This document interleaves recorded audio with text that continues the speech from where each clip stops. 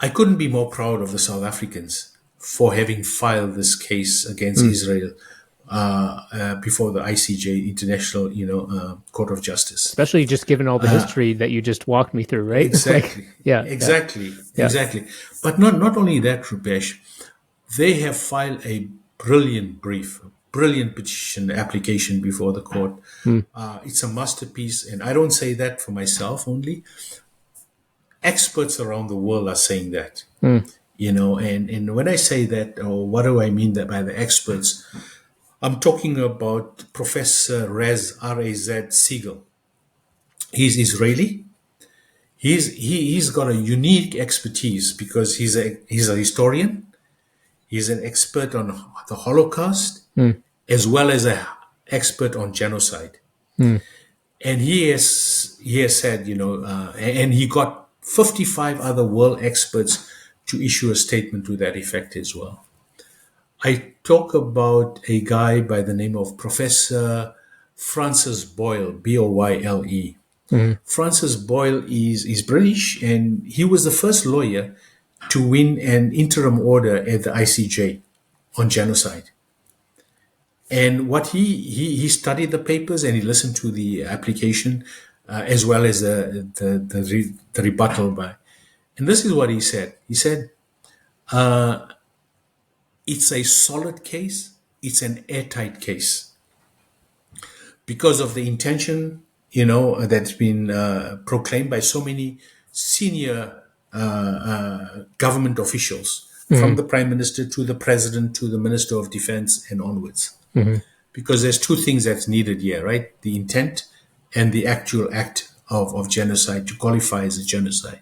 But as you know, it's an interim order. They're not asking for a finding of genocide, just for an interim finding, a plausible finding that the actions are characteristics of genocidal acts. So they file a solid case. The defense, according to the experts again, was very weak, in legally speaking and factually speaking. What I find interesting is Canada's position in all of this. And Canada's position previously starting, they said no ceasefire, continue the massacre, no ceasefire, because Israel's got the right to self-defense, right? And that has been shown to be not true, because they don't have the right to self-defense in international law, as found by the ICJ way back in 2004, because they are an occupying territory. Right? Oh, I see. Okay. It's not like Russia and Ukraine. Israel is an occupying territory, which changes the dynamics, and this went to on a separate issue, but it went to the ICJ, and they found no, Israel, you don't have the right to self-defense. You are an occupying territory, right? So anyway, I won't go into the nitty-gritty of this, right? All this to say that Canada have moved slightly from the right to self-defense to say, okay, no, Israel, you got to apply international humanitarian law in your response, right? But they were still, to some extent, supporting. But it's recently, I think they've moved even a little further from that, where they say, we will accept the ruling of the ICJ. But what your audience need to know is this: the South Africans filed their case before the ICJ on the 29th of December. 2023.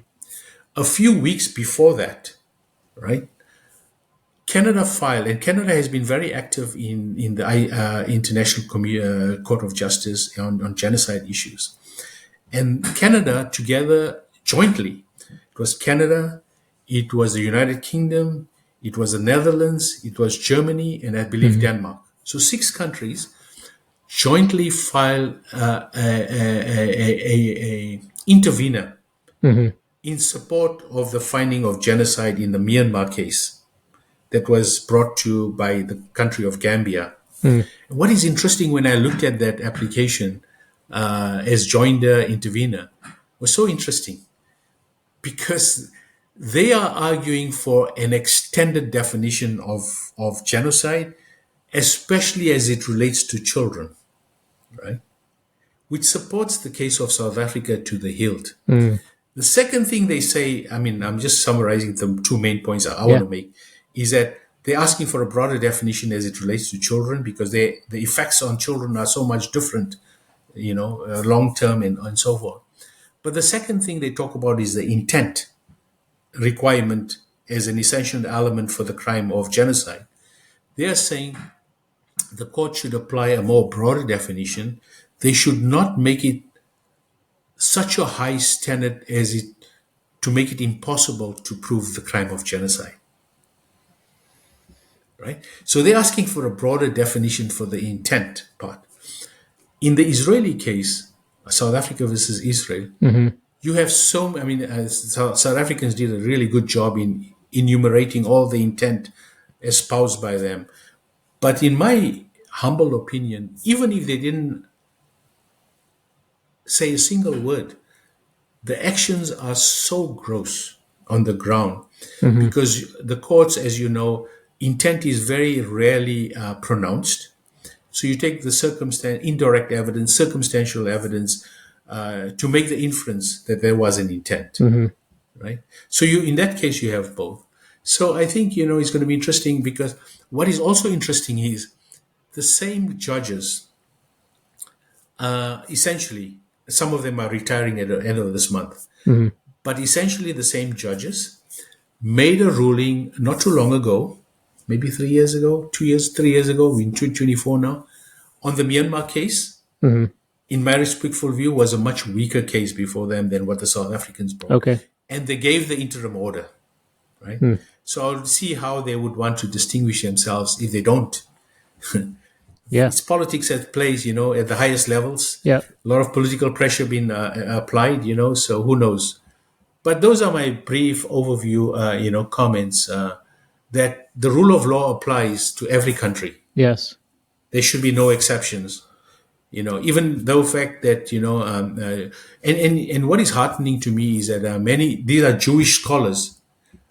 There's William Shabazz, Professor William Shabazz, who's a Canadian, world expert on this topic as well, and he said he would be stunned because he's appeared before that court as well. Yeah. He would be stunned if the South Africans don't win an interim order.